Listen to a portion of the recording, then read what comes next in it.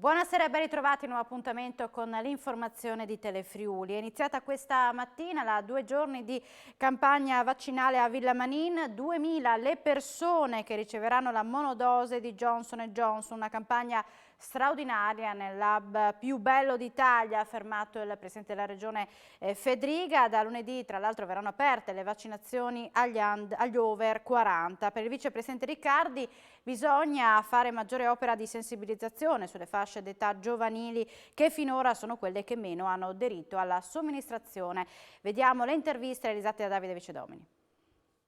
Penso che sia uno dei più bei hub italiani, anzi il più bello, ma detto questo la cosa importante è che è anche un simbolo del Friuli Venezia Giulia, Villamanin, e noi adesso dobbiamo procedere verso una campagna vaccinale che possa proteggere più persone possibili, garantire la ripartenza di questa terra, di questa comunità, e tramite anche i simboli penso possiamo fare un'operazione importante anche per far capire ai cittadini di questa regione l'importanza alla partecipazione alla campagna vaccinale stessa. Le stanze che ospitarono Napoleone Bonaparte sono diventate in questo weekend la sede per la somministrazione di Johnson & Johnson. Oltre 2200 persone hanno aderito a questi 2 giorni di vaccini. Il binomio è la monodose e il rapporto con la cultura. Stiamo cercando di trovare anche delle forme innovative per consentire alle persone di capire che la vaccinazione di questi tempi non è un fatto del tutto straordinario. Immunizzarsi fa parte della nostra vita, del mondo che stiamo vivendo, un mondo diverso rispetto al passato. Complessivamente oggi l'azienda sanitaria del Friuli Centrale raggiungerà il numero record di 5.700 vaccinazioni in una sola giornata, un passo in avanti verso la normalità, anche se la strada è ancora lunga. Ora l'obiettivo è quello di convincere quelle fasce d'età e quelle categorie che finora non hanno prenotato. C'è un'adesione sulla quale noi pensavamo di poter avere numeri superiori, però su questo noi dobbiamo continuare a lavorare spiegando alle persone che il vaccino è l'unica strada grazie alla quale uscire da questo tunnel. Lunedì si apriranno le agende anche agli over 40. Per Fedriga è ora di dare la spallata alle vaccinazioni. Se oltretutto, come sembra, a giugno arriveranno un numero ancora più importante di vaccini, io penso che l'apertura alla vaccinazione all'interno delle aziende, di tutte le attività economiche, possa dare un contributo per migliorare ancora di più i numeri quotidiani che portiamo avanti. Soddisfatte le persone che oggi hanno ricevuto il vaccino, tra questi anche l'assessore regionale alla cultura Tiziana Gibelli. Tra gli intervistati molti anche gli indecisi che hanno poi sciolto le riserve davanti all'offerta della monodose di Johnson & Johnson. Vediamo. Lei aveva qualche titubanza? Molte titubanze. Perché? Perché avevo paura di questo vaccino, di questo tipo di vaccino. Questo l'ho fatto solo perché è monodose. Com'è andata? Ah, bene. Piccolo bruciore appena iniettato e basta. Lei è contenta di aver fatto la monodose Johnson & Johnson così? Sicurissima di farla e sono contenta. Le dirò che io sono venuta principalmente qui perché facevano il Johnson, perché visto l'età avrei dovuto fare l'AstraZeneca. Il secondo motivo è perché ho una mamma di 93 anni e ho anticipato la mia vaccinazione, e il terzo motivo perché era dose unica. Io volevo dall'inizio fare Johnson per farla in una volta sola, essere a posto. Ed è contenta Sono adesso? contenta, sì, fatto proprio bene. Lo consiglio di fare a tutti? Certo, l'organizzazione molto bene. Com'è andata? Bene, benissimo, sì. Soddisfatta di aver fatto? Sì, l'ha fatto mia mamma, non io. Ah, l'ha fatto lei e sì. All'inizio era un po' titubante? Sì, esatto, non voleva tanto, però adesso è contenta perché ce n'è una sola anche, va bene. Bene, sentirsi protetti è... logico, sì. È Infatti ho chiesto se la rifanno, volevo venire a farla anch'io, se la fanno io, Johnson una sola e via, una bucata sola e via. È meglio, insomma. Vediamo i dati dei contagi di oggi: 5.195 tamponi molecolari, ma sono stati rilevati 62 nuovi contagi, una percentuale di positività dello 1,19%. Sono inoltre 3.005 test rapidi antigenici realizzati, dai quali sono stati rilevati 6 casi, 0,20%. I decessi registrati sono 3 e i ricoveri nelle terapie intensive scendono a 16, così come calano anche quelli in altri reparti, che risultano essere 74. E al centro vaccinale della Fiera di Udine per tutto il mese di giugno gli attori della compagnia di Anatema Teatro proporranno delle performance teatrali nella sala di attesa post vaccino. L'iniziativa si è chiamata Va in scena il vaccino, è stata presentata oggi proprio a Villa Manin alla presenza del governatore del Friuli Venezia Giulia Fedriga, del vicegovernatore Riccardi, dell'assessore regionale alla cultura Tiziana Gibelli, del direttore generale dell'ASO-FC Denis Caporale e del direttore artistico della compagnia Luca Ferri. Il mondo della cultura torna protagonista della campagna vaccinale contro il Covid-19 e lo fa grazie alla compagnia di Anatema Teatro che accompagnerà per tutto il mese di giugno le persone che si recheranno al centro vaccinale alla Fiera di Martignacco per ricevere il vaccino. Dureranno un quarto d'ora, cioè il tempo di attesa delle persone che sono andate a vaccinarsi, e saranno allestiti dei piccoli palcoscenici. Ecco, io perciò ringrazio la compagnia di Anatema, loro ci tengono molto che si dica Anatema, ma io dico ogni volta Anatema, perché è un lemma che è più nelle nostre orecchie.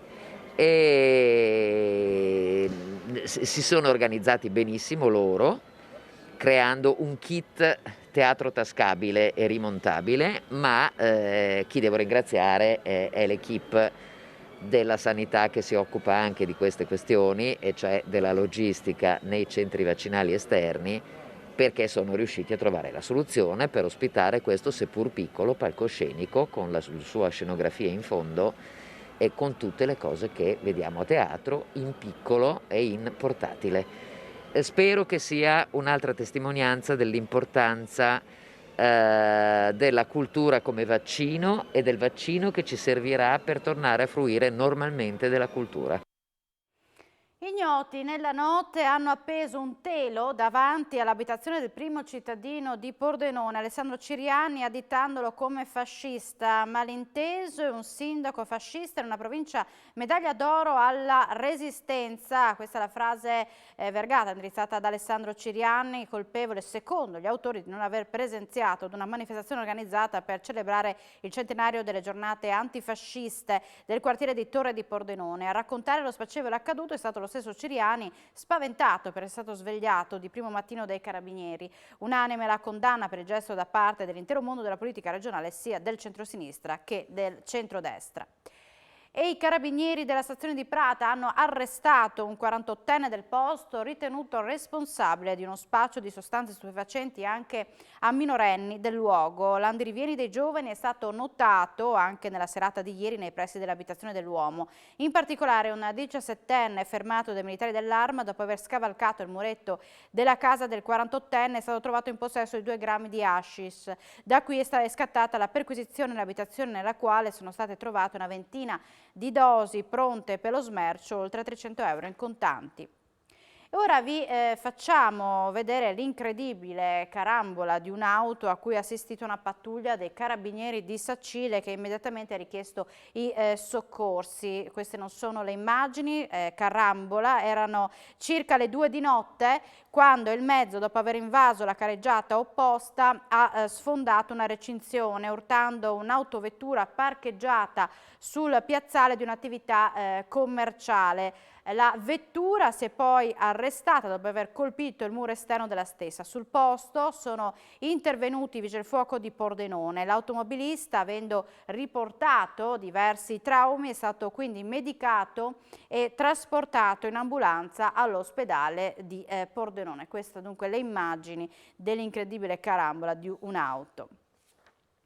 Un pericoloso masso di circa 1 metro di larghezza ieri sera si è staccato a Prepoto tra il ponte Miscecco e Podresca. Il macigno si è staccato rotolando sul versante e precipitando sulla strada. Nel primo pomeriggio di oggi il sindaco Maria Clara Forti ha eseguito un sopralluogo per verificare la situazione. Purtroppo lo stato di fatto non permette l'immediata riapertura della strada, ha spiegato il primo cittadino, dunque la circolazione viaria sarà pertanto interdetta. La corsa per Haiti, che domani avrebbe dovuto passare proprio per la strada di Podresca e Oborza, è stata così dirottata sul tracciato Albana-San Pietro di Chiazacco-Castelmonte.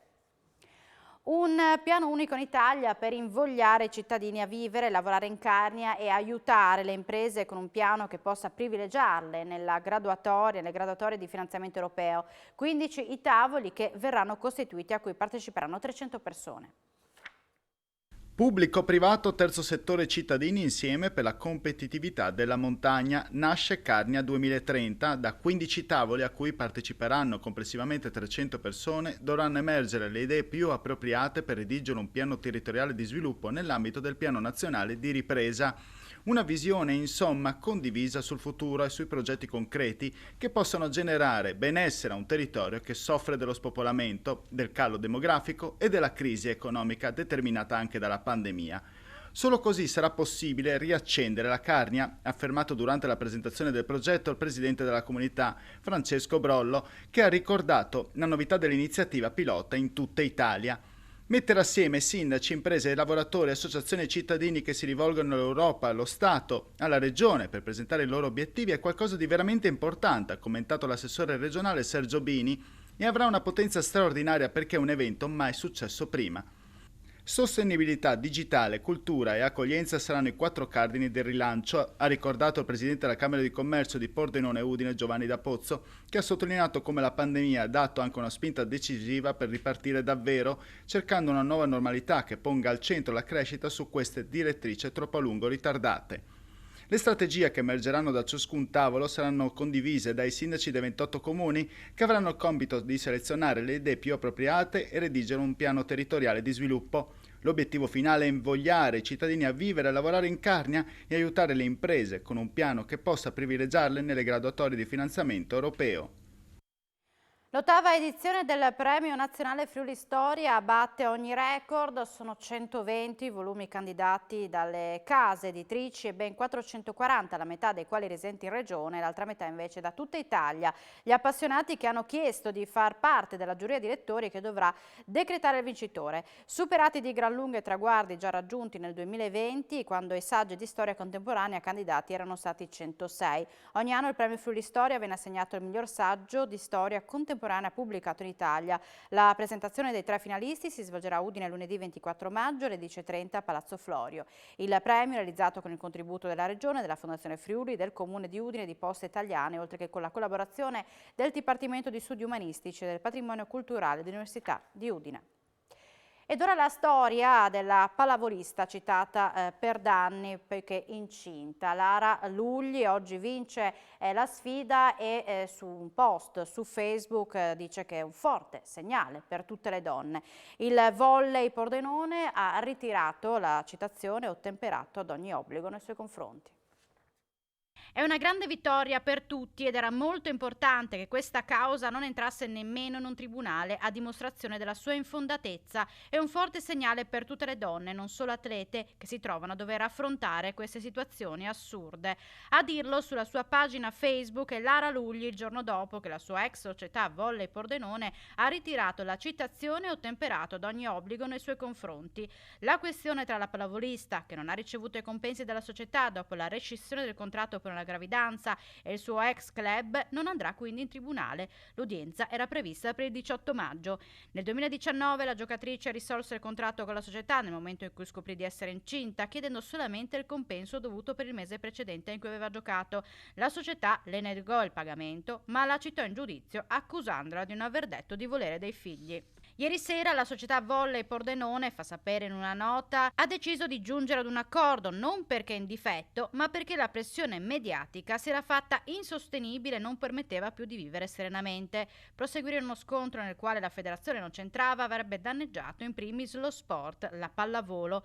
La società però precisa: Lara Lugli non è mai stata licenziata, una volta incinta non poteva più svolgere l'attività sportiva e la società non ha citato in giudizio chiedendo danni all'atleta. Inoltre non è mai stato chiesto alla giocatrice un danno economico. Udinese alla vigilia della partita contro la Sampdoria, allora l'analisi del pre-gara del tecnico Gotti che dice vogliamo reagire sul campo. Il successo manca dallo scorso 6 marzo quando l'Udinese ha battuto il Sassuolo. Può essere questa anche una motivazione, uno stimolo in più, quello di chiudere bene in casa, purtroppo non davanti ai tifosi ma comunque in casa questa stagione? Deve essere. Cioè, sono cose importantissime per gente che fa il nostro lavoro, per gente che si impegna quotidianamente nel confronto sportivo. È importante questa cosa. Mi pesa particolarmente il fatto che in casa nostra manchi la vittoria da così tanto tempo e pesa a tutti quanti noi, tant'è che acuisce ancora di più l'amarezza nelle partite con la Juventus, nella partita con il Bologna, dove stai provando a fare di tutto per combattere questa cosa. Sembra anche che la partita sia indirizzata per darti finalmente la soddisfazione che manca da un po' di tempo, e poi perdere la vittoria, ripeto, ti dà un'amarezza ancora maggiore. Per quanto riguarda la partita con la Sampdoria, sulla carta i presupposti sono i medesimi rispetto a quella con il Bologna, cioè due squadre che proveranno a fare il massimo di quello che possono, senza particolari patemi e secondi pensieri. Siamo in chiusura, vi ringrazio per l'attenzione e vi auguro una buona serata con Telefriuli, arrivederci.